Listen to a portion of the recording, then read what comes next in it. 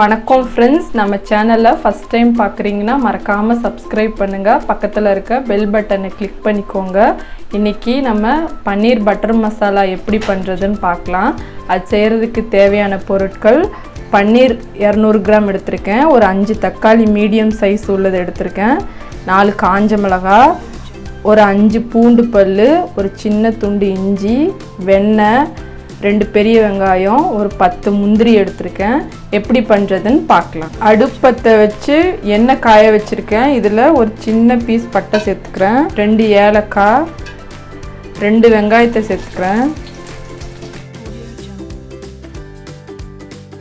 இதோடைய ஒரு சின்ன பீஸ் இஞ்சி, பூண்டு சேர்த்துக்கிறேன், 4 காஞ்ச மிளகாய், ஒரு 10 முந்திரி சேர்த்துக்கிறேன். இதோட கட் பண்ணி வச்சிருக்க தக்காளி சேர்த்துக்கிறேன். இதெல்லாம் சேர்ந்து நல்லா வதங்கணும். ஒரு 5 நிமிஷம் வதக்கிக்கலாம். தக்காளி வெங்காயம் எல்லாம் வதங்கிருச்சு. ஆஃப் பண்ணிவிட்டு ஆற வச்சிடலாம். மிக்ஸி ஜார் எடுத்திருக்கேன். இதில் ஆற வச்ச வெங்காயம் தக்காளி எல்லாம் சேர்த்துக்கலாம்.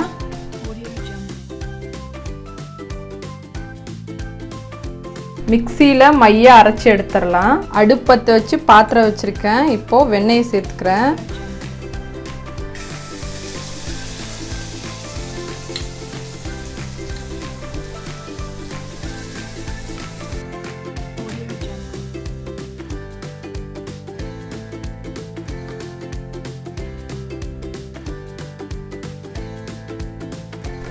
வெண்ணெய் உருகிடுச்சு. இப்போது ஒரு பிரிஞ்சி இலையை போட்டுக்கிறேன்.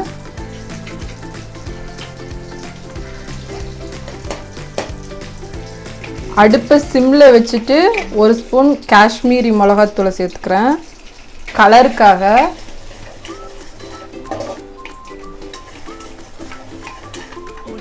இதில் அரைச்ச தக்காளி வெங்காய பேஸ்ட்டை சேர்த்துக்கலாம்.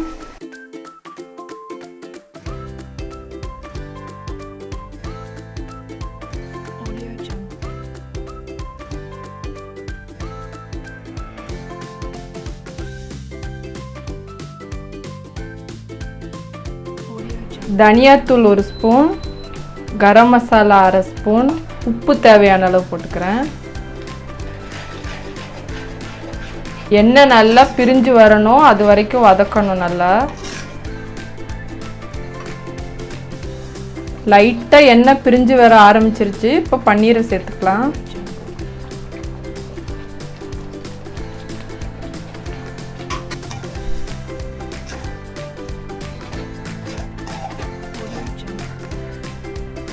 மூடி போட்டு ஒரு 5 நிமிஷம் வச்சிடலாம்.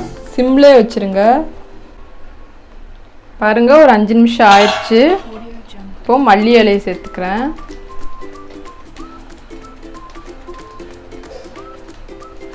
க்ரீம் இருந்தால் க்ரீம் சேர்த்துக்கோங்க. இல்லாட்டி நான் இன்றைக்கி பால் ஆடையை தான் மிக்சியில் போட்டு அரைச்சி வச்சுருக்கேன், அதை சேர்த்துக்கிறேன்.